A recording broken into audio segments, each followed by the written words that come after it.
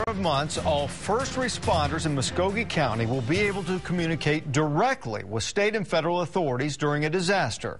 2 News reporter Casey Roebuck has details from Muskogee. I'm inside the 911 call center here inside the Muskogee Police Department, where the equipment and radios used here are more than 20 years old. It doesn't allow the various departments to communicate with one another, but that will soon change. From the I-40 bridge collapse that killed 14 people to an explosion at a metal and iron company that killed 3. Muskogee County has seen its share of disasters over the past 10 years in which various agencies desperately needed to communicate with one another but could not. We were unable to communicate, and with this new system, it's going to allow us to know what the other person is doing. Muskogee County Sheriff Charles Pearson is talking about a new 800 megahertz radio system. It will allow everyone from volunteer fire departments to OHP and even federal authorities to directly communicate during a disaster.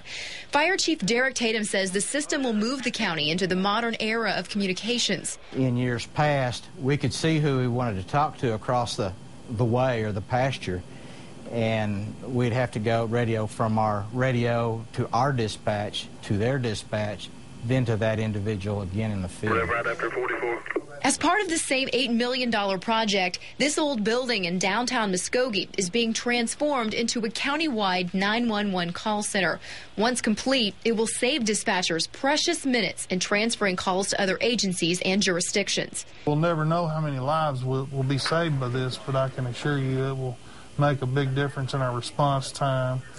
The new radio system is expected to be up and running in November. The new 911 call center will be open by early next year.